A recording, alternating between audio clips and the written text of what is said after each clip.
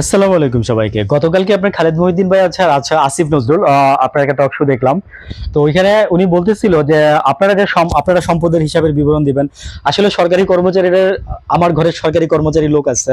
আমার বাবা সরকারি কর্মচারী ছিলেন। ঠিক আছে? আমার বাবা ডিফেন্সের লোক ছিলেন। তো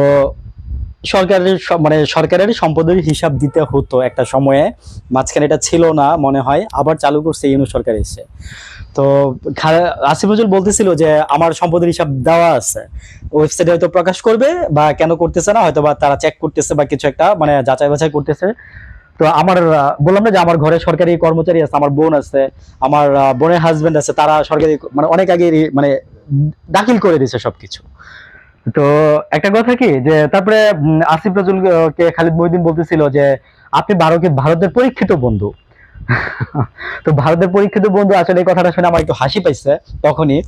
তো আসিফ নজরুল বলতেছিল যে দেখেন, আমি ভারতের দালাল, তারপর হচ্ছে আমি পাকিস্তানের দালাল, তারপর হচ্ছে আমি রয়ের এজেন্ট, তারপর হচ্ছে আমি মনে করেন যে আপনার প্রধানমন্ত্রী, অন্তর্বর্তীকালীন সরকারের প্রধান হতে চাইছিলাম। অনেক কিছু অনেক কিছু অনেক কিছু। দেখেন, আমি কি কোনো কিছু হয়েছি না কোনো কিছু বলছি? আমার এই পদটাতে আমার এই বিন্দু মাত্র থাকার কোনো ইচ্ছা নাই। আমি ওনার কথাগুলো কোট করতেছি। উনি বলছে যে এটা যে কবে শেষ হবে, আমি শুধু এই দোয়া মানে এটা চাচ্ছি যে এখান থেকে আমি কবে বের হব। কারণ 14 ঘন্টা আমি কাজ করি, 13-14 ঘন্টা কাজ করি, আমার ফ্যামিলি আছে, আমি আমি সময় দিতে পারি না।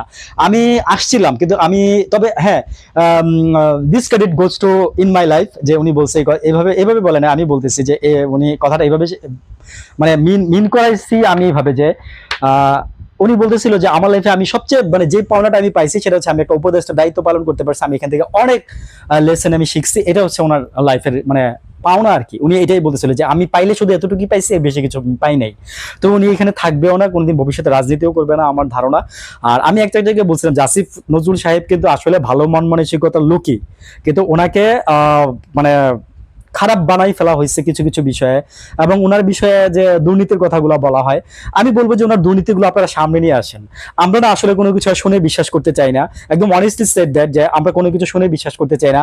আমাদের চোখের সামনে নিয়ে আসেন, আমরা বিশ্বাস করতে চাই। উনি আরেকটা কথা বলছে যে এই জেনারেশনের ছেলেপেলেরা অনেক স্মার্ট। তারা মানে কিছু মানুষ আছে যে সহজ সরল, যারা আপনার বললেই বিশ্বাস করে ফেলে, কাদা ছোড়াছড়ির মতো করে আর কি। উনি আরেকটা কথা বলছে, আমার খুব ভালো লাগছে, যে আপনি রাস্তা দিয়ে যখন হেঁটে যাবেন, খালেদ ভাইকে বলছে যে দেখবেন যে কিছু পাগল আছে না, যে গায়ে থুতু ছিটায় মারে, মানে পলিথিনের মধ্যে ময়লা নিয়ে আমাদের আপনার গায়ে ছুঁড়ে মারে। তো আপনি কি এর প্রতিবাদ করতে যান? না, আসলে আমরা এর প্রতিবাদ করতে যাই না। আমরা কি করে, আমরা চলে যায়, হেঁটে চলে যায় এবং বলে যান থাক, ও পাগল, ওর কাছে যাওয়ার দরকার নাই, ওর সাথে কথা বলার দরকার নাই। মানে দিস ইজ দা, মানে আমি বলি যে নলেজেবল। সো আমার কথা হচ্ছে এটাই, যে আমরা তর্ক না করি, টাইম ইউজে, আর যেটা হয়েছে সেটা আপনারা প্রমাণ দিবেন, তাহলে আমরা বিশ্বাস করবো যে জিনিসগুলো ঘটছে।